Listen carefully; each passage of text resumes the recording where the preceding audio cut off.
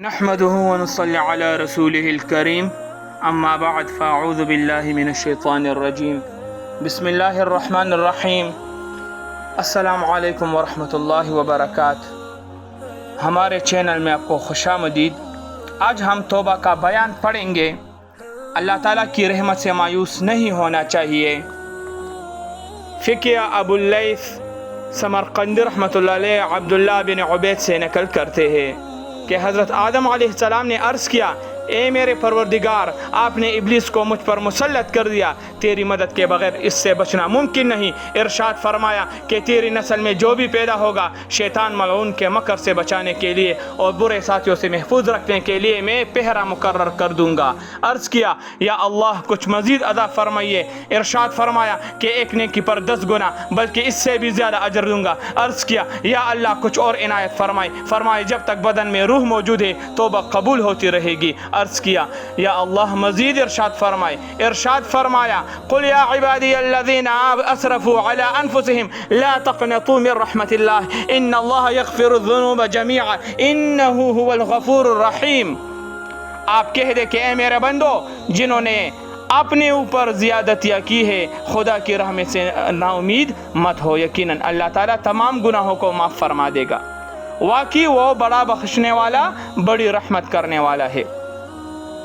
حضرت ابن عباس رضی اللہ عنہ سے روایت ہے کہ حضور صلی اللہ علیہ وسلم کے چچا حضرت حمزہ رضی اللہ عنہ کے قاتل وحشی نے مکہ سے حضور صلی اللہ علیہ وسلم کی خدمت عالیہ میں خط لکھا کہ میں اسلام قبول کرنا چاہتا ہوں مگر میرے لیے قرآن پاک کی یہ آیت رکاوٹ ہے، والذین لا يدعون مع اللہ الہا آخر ولا يقتلون النفس التي حرم اللہ الا بالحق ولا يزنون ومن يفعل ذلك يلقى اثاما۔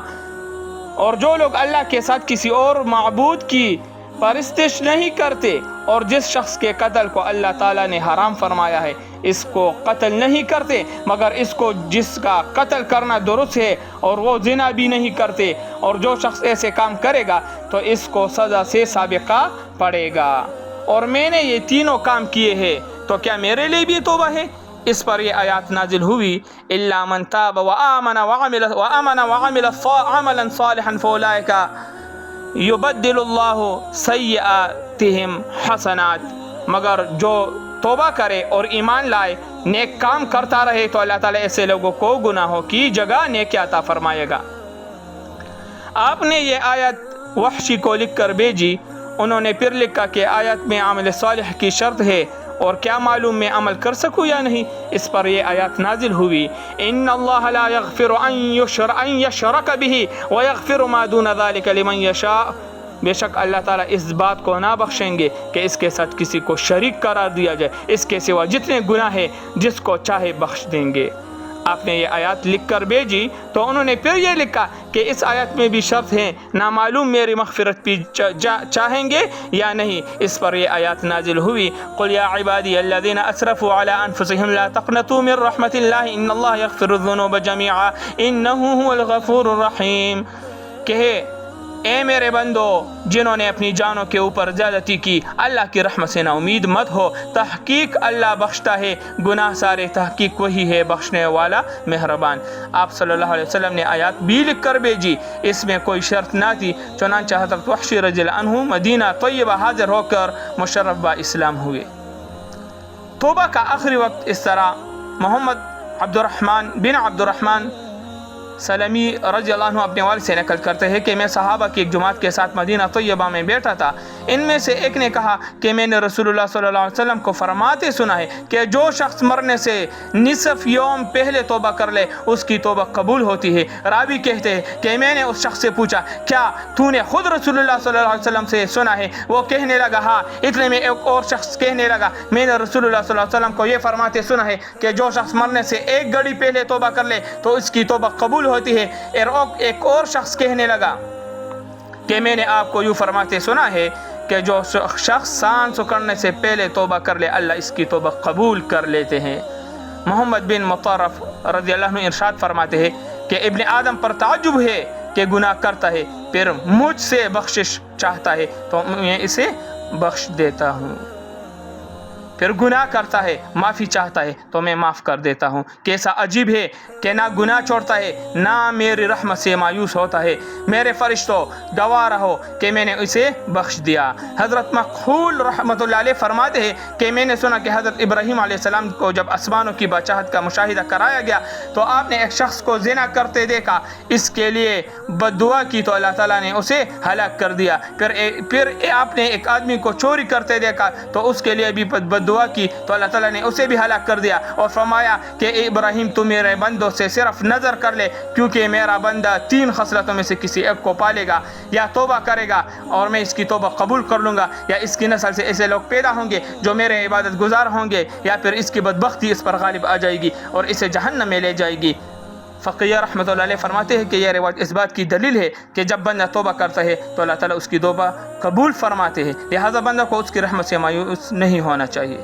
خود اللہ پاک کا ارشاد ہے انہو لا یئس من روح اللہ الا القوم الکافرون، بے شک اللہ کی رحمت سے وہی لوگ نا امید ہوتے ہیں جو کافر ہے۔ گناہ پر اصرار نہ کرنا چاہیے۔ وہو الذی یقبل التوبۃ عن عبادہ ویعفو عن السیئات، اور وہ ایسا ہے کہ اپنے تمام بندوں کی توبہ قبول کرتا ہے اور تمام گناہ معاف فرما دیتا ہے۔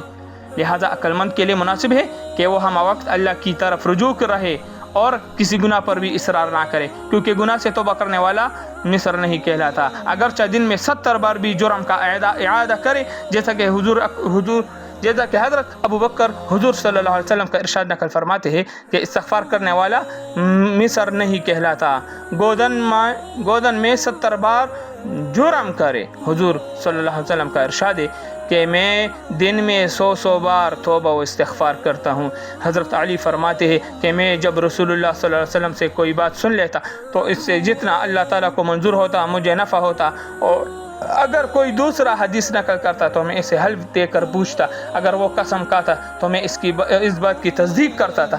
مجھے حضرت ابو بکر رضی اللہ عنہ نے یہ حدیث سنائی کہ رسول اللہ صلی اللہ علیہ وسلم نے ارشاد فرمایا کہ جب بندہ کوئی گناہ کرتا ہے پھر اچھی طرح وضو کرتا ہے، 2 رکعت نماز پڑھ لیتا ہے، اللہ تعالیٰ سے بخشش کی دعا مانگتے ہیں تو اللہ تعالیٰ اسے معاف فرما دیتے ہیں۔ پھر آپ نے یہ آیات تلاوت فرمائی۔ ترجمہ، اور جو شخص کوئی برائی کرے یا اپنی جان کا ضرر کرے پھر اللہ تعالیٰ سے معافی چاہے تو اللہ تعالیٰ کو بڑی مغفرت والا پائے گا۔ ایک اور حدیث میں یہ بھی آیا ہے کہ گناہ سے توبہ کرنے والا ایسا ہے جیسے اس نے گناہ کیا ہی نہیں۔ اس طرح ایک واقعہ ہے کہ حضرت عبداللہ بن یزید نقل کرتے ہیں کہ اللہ تعالیٰ کے ہاں اپنے بندے کے گناہوں کو بخش دینا کوئی بڑی بات نہیں۔ تم سے پہلے لوگوں میں ایک آدمی تھا جس نے 99 قتل کیے تھے، اور ایک راہب کے پاس آیا، کہنے لگا میں نے 99 قتل کیے ہیں، کیا میرے لیے توبہ کی گنجائش ہے؟ راہب کہنے لگا بالکل نہیں، تو نے بے حد ظلم کیا ہے۔ اس نے لپک کر اس راہب کو بھی قتل کر دیا، اور پھر کسی دوسرے راہب کے پاس گیا، کہنے لگا کہ میں نے 100 آدمی قتل کیے ہیں، کیا میرے لیے توبہ کی کوئی صورت ہے؟ راہب نے کہا تو نے ظلم بے حد کیا، تاہم میں کچھ نہیں کہہ سکتا، البتہ یہاں پر قریب ہی 2 بستیاں ہیں، ایک کو بصرہ اور دوسری کو کفرہ کہتے ہیں۔ بصرہ کے لوگ نیک ہیں، اہل جنت کے اعمال کیسے اعمال کرتے ہیں، اہل جنت کیسے اعمال کرتے ہیں، اس بستی میں کوئی اور طرح کا آدمی نہیں ٹھہر سکتا۔ اگر اہل بصرہ میں قیام کرے اور انہی جیسے اعمال شروع کرے تو تیری توبہ میں کوئی شک نہیں ہو سکتا۔ یہ آدمی اس بستی کی ارادہ کر کے چل دیا، ابھی دونوں بستیوں کے درمیان تھا، موت آ گئی، رحمت و عذاب کے فرشتوں نے باہم جھگڑا کرنا شروع کر دیا۔ اللہ تعالیٰ نے اس کے متعلق سوال کیا، ارشاد ہوا کہ دونوں بستیوں کا درمیانی فاصلہ پیمائش کرو، اور یہ شخص جس بستی کے قریب ہو وہاں کے لوگوں میں شمار کر لو۔ چنانچہ پیمائش کرنے پر چند انچ کی مقدار بصرہ کے قریب پایا گیا اور وہیں کے لوگوں میں شمار ہوا۔ تو میرے بھائیوں، جتنے گناہ ہوئے اس پر ہمیں نادم ہونا چاہیے، شرمندہ ہونا چاہیے اور صدقے دل سے اس سے توبہ کرنا چاہیے۔ بے شک اللہ تعالیٰ توبہ قبول کرنے والا ہے۔ اس طرح کی مزید ویڈیوز کے لیے ہمارے چینل کو سبسکرائب کریں۔ ملتے ہیں اگلی ویڈیو میں، تب تک کے لیے اللہ حافظ والسلام